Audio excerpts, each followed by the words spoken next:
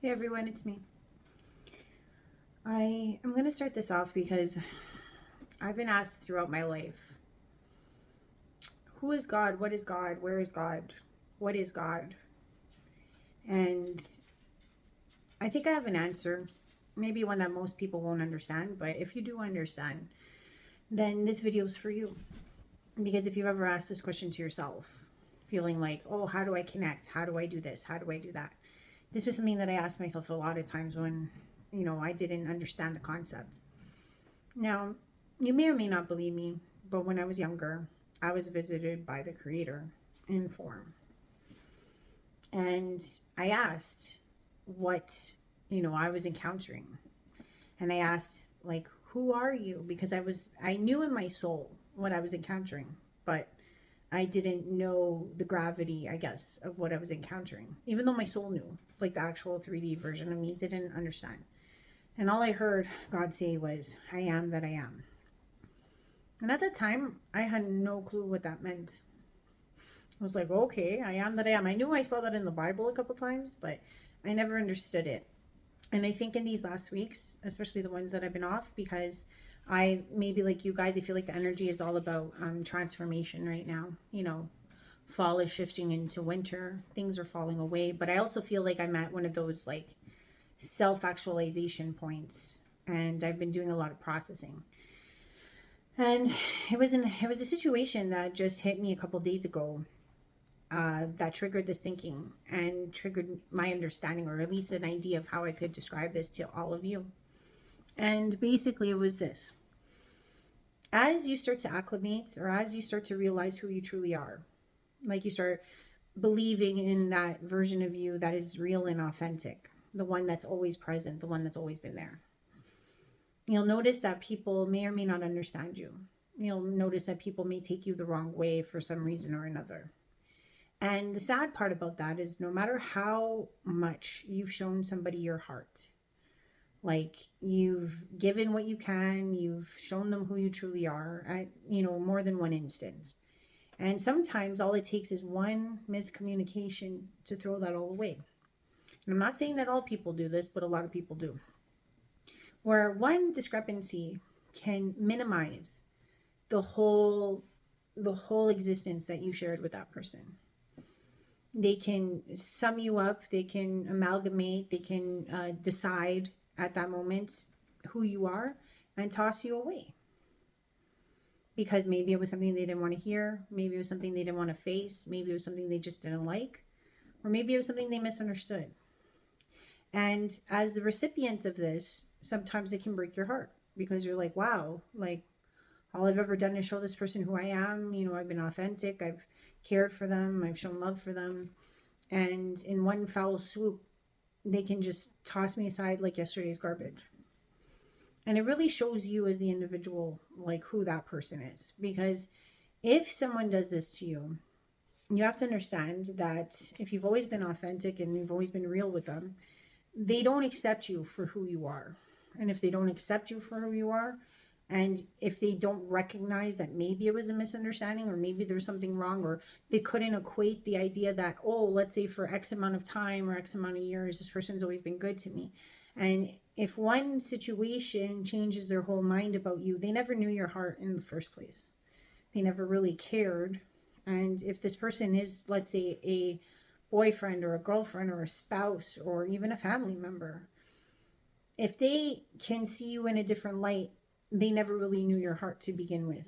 If after all those years you showed them one version of yourself that was always seemingly great to them, if they can switch like a light, then that means that that's really showing who they are to you.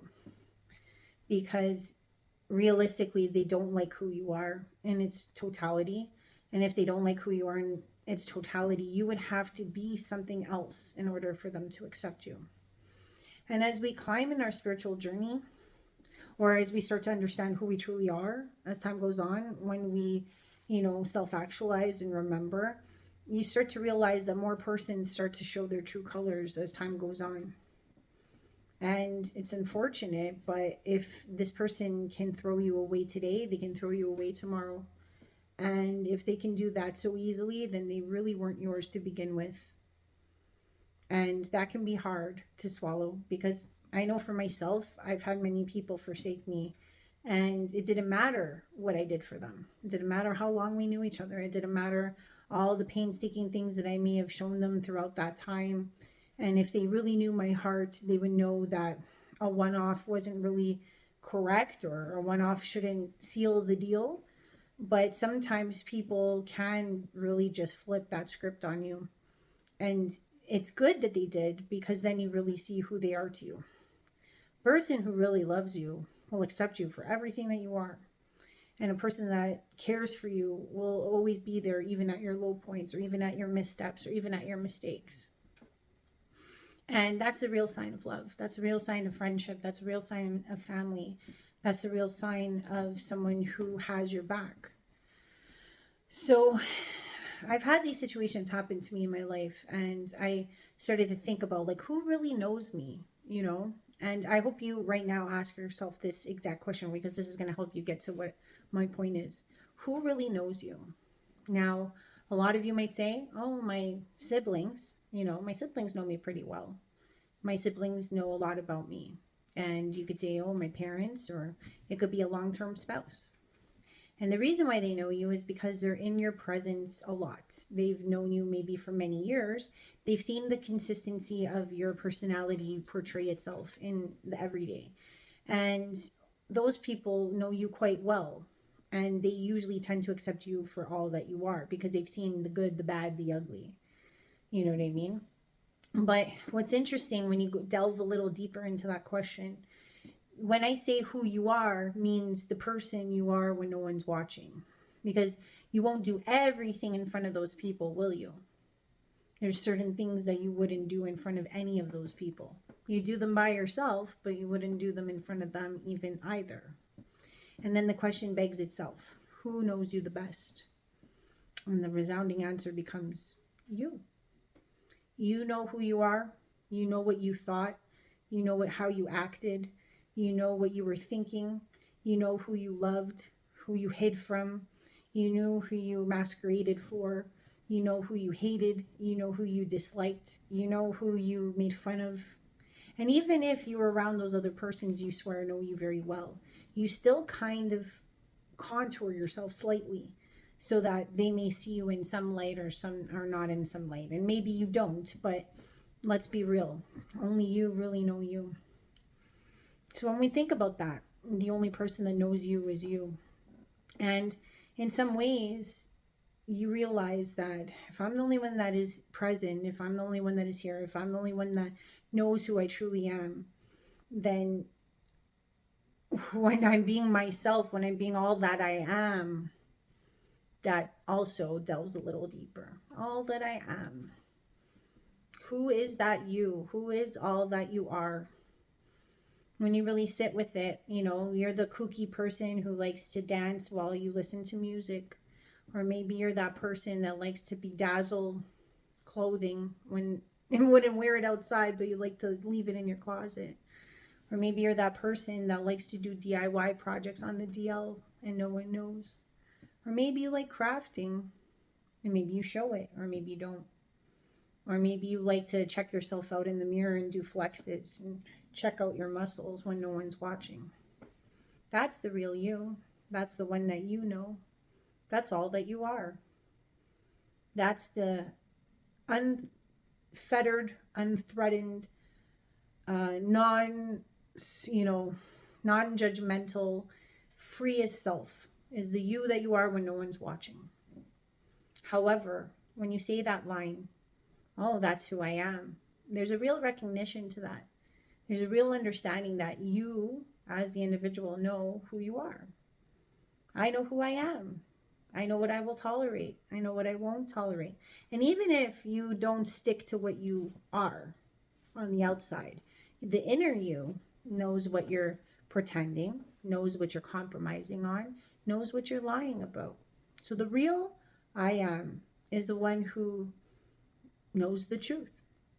And in some ways, and the only way I can describe this is that version of you, the one that knows who you are, in all the crevices and all the instances and all the taboo and all the greatness and all the glory and all the low points and all the insecurities. That is God. Because God is the viewer, God is the soul that recognizes who you are, that participates with you at all times. So when you say, oh, I know who I am, the I am is the being. The I am is you.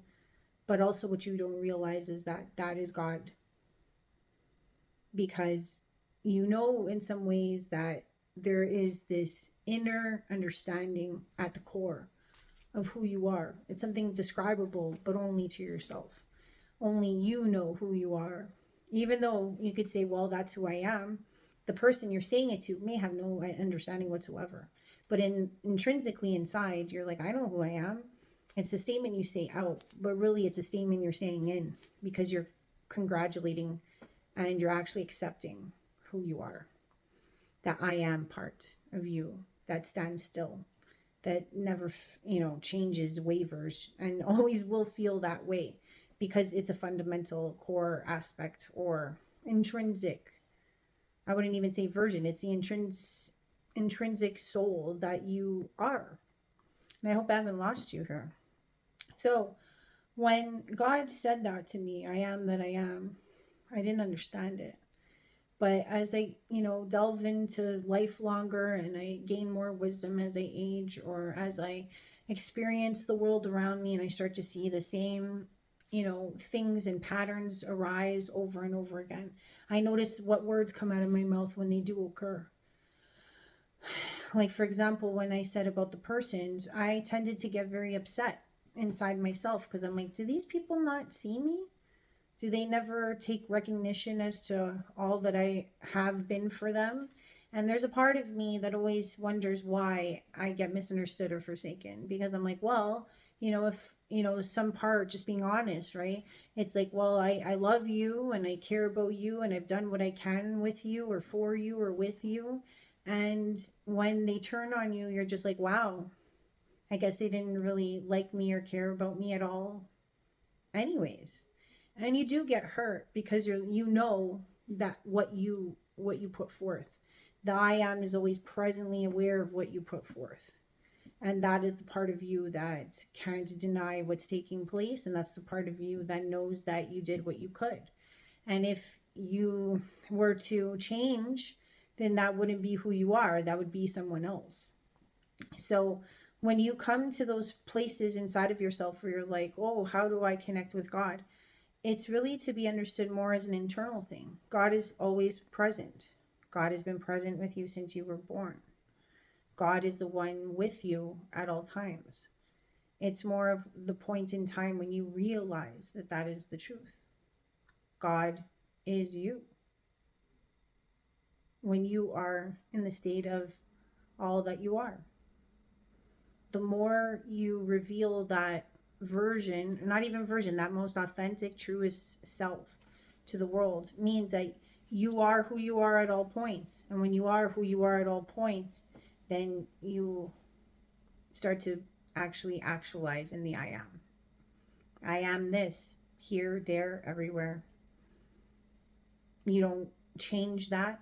It doesn't move, it doesn't shake. It's the unmoved mover, the I am. And that's another terminology that's used for the creator most often too.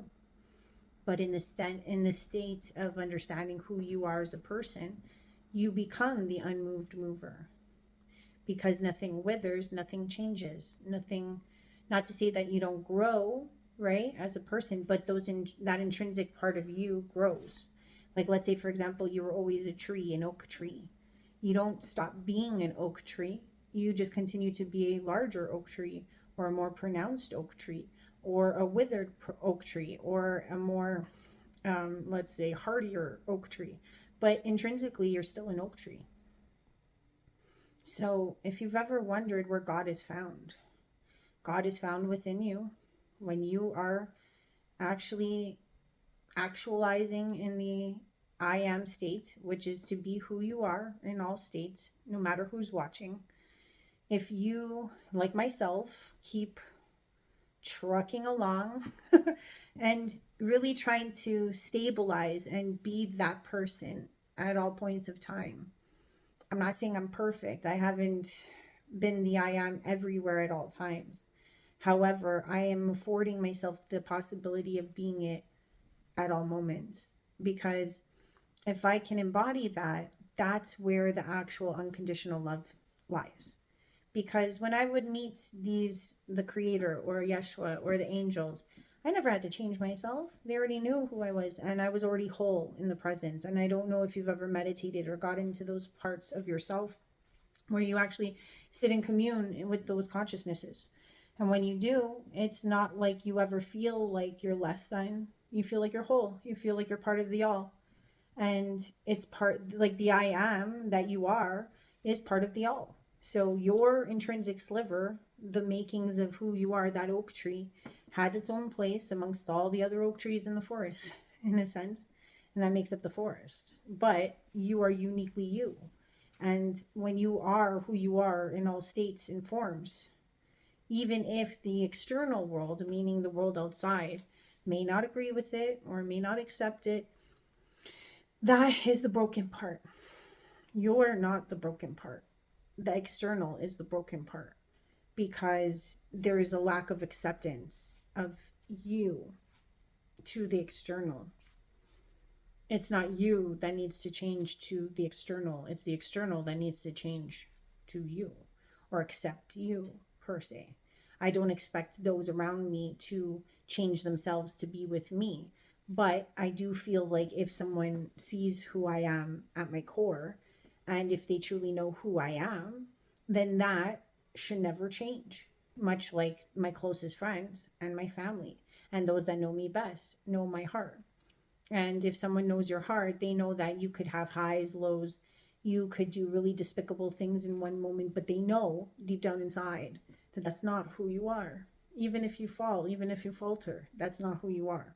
Now, if you are and have always been an asshole, let's just put it that way, then those that accept you in this life will always know that that's who you are. You're an asshole, and that's okay, because you will, you will always meet those that are at your resonance or at your level. The word asshole itself is the broken part, because that can be termed or deemed a certain way, but technically to those people, you're great. So you're not seen as an asshole to them. You're seen as a great person. So you have to understand that the external is really the broken part, because the definitions can always change in the perceiver. Meaning that if, all the other trees in the forest see you as a great, let's say, spruce tree, and, it's the external that says, oh, the spruce tree's an asshole. But the other trees could be like, wow, the spruce tree's great. So then it's the perceiver, it's the other trees, it's the other persons that perceive that I am state in you. And let's say, for example, if you come off as an asshole but really you're not, then maybe that's why the people love you, because they know that maybe the asshole part of you is not really who you are, and maybe you're actually a nice person, and that asshole part of you is just the facade. But that's what I'm trying to get at. The more we acclimate, the more we remember who we are, the more we stop pretending, the more we just act ourselves in all moments in time and don't change who we are. And I'm not saying to not try to, kind of always work with people or try to compromise. That's not what I mean. You should always compromise, not who you are, but compromise in discussions and compromise in situations, because situations posed will also challenge the two persons involved to find that balance within each other. But if, let's say, for example, it oppresses too much of who you are to compromise, then yeah, I say that the compromise becomes a bending, and then the bending becomes a change of will, and then the change of will becomes a change of self. If it moves into that degree, I would say don't participate, right? But if the compromise is equal, and if the compromise, helps both parties, then the compromise is sound. And the reason why I'm getting to this is because as I keep trying to actualize and understand how to love others unconditionally, I realize that it's more about loving myself unconditionally. because the more I love myself unconditionally and start to realize, like, oh, all those parts of myself that I thought was broken for all those years really isn't broken. It's just not accepted or understood by some persons out there, and that's okay, because there's always going to be those that will accept me for who I am. And if you start to take on different personas to, let's say, bend to the will of others or be something that you're not, then really the person you're doing it for, or that you're really motivated to bend for, is really wanting you to be someone else. So they're really not in love with you. They really don't like you. They like the version of you you can pretend to be. So if you really want to see who's for you, my suggestion is to always just be yourself. And if who you are doesn't equate to everyone, know that that's a very vibratory process, because if the vibration you hold, or the ultimate essence of who you are upheld, starts to push others that don't, get you or understand your heart or think you're something that you're not, then that's just natural. It's like you may have for a time understood each other, and then at another point in time you do not. And when you do not, then you migrate away, and then that leaves space for the others that do get you, that do love you for who you are. And I just wanted to share that, because in that working, will you understand more of who you are? And when you understand more of who you are, and you can actually be who you are all the time, regardless of who's watching, you start to embody the I am state, which is God in you. And I don't like the wording, because it gives the illusion that it's outside of you, but really it's like the self-actualized you is God, because it's like it's God unfettered. Like when God created you, that's why a lot of people say that the heart and the childlike state is the best way to be. It's not the best way, it is the way, because when you were a child, before all the constrictions came, before all of the, let's say, the rules, the regulations, the minimization showed up in your life, you acted on your instinct. You acted on your God-given I am state. There, you were not clay to be molded. You were already in full form. The childlike state is the most present heart state.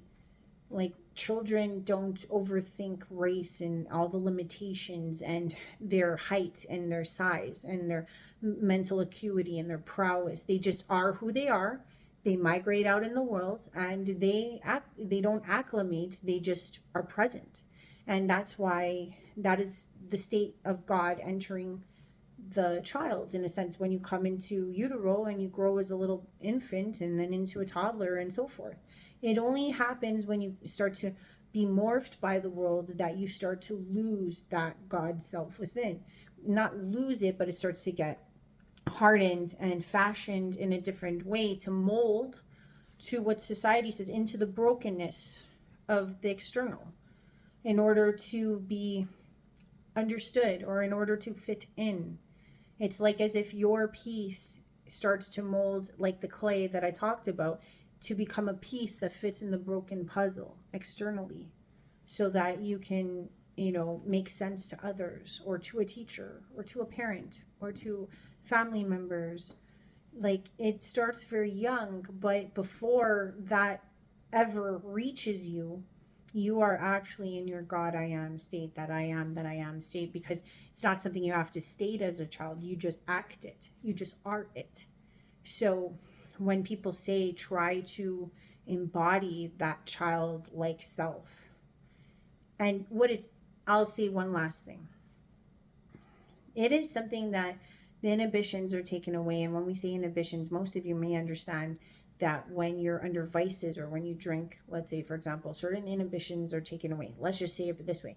You don't recognize the brokenness of the world outside of you when you do those vices, because you act as if you act in accordance to what your instincts are, more so when you're on those drugs or when you are on those vices, because the recognition of the broken external starts to fade away, because that more of your truer self starts to be put forth. Now, the illusion is that you need the vice to do this, or you need the vice to act like this.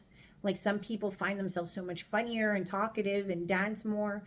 How do you actually do that? Because you would do it at home when no one's watching, right? You have no problem dancing freely. You have no problem making a fool of yourself alone at home, but you do to the external world. If you could, realize that that is the real lie, that it was really you. Like, let's say, for example, if what you induced yourself with was just a placebo. What if somebody told you, oh, yeah, you took shrooms and you felt like you were high, but really all you had was regular, shiitakes? But all of a sudden you started to feel like, oh, I can do this and I can do that. They do this a lot in scientific testing. And it's more so because the person feels like they're allowed to act themselves.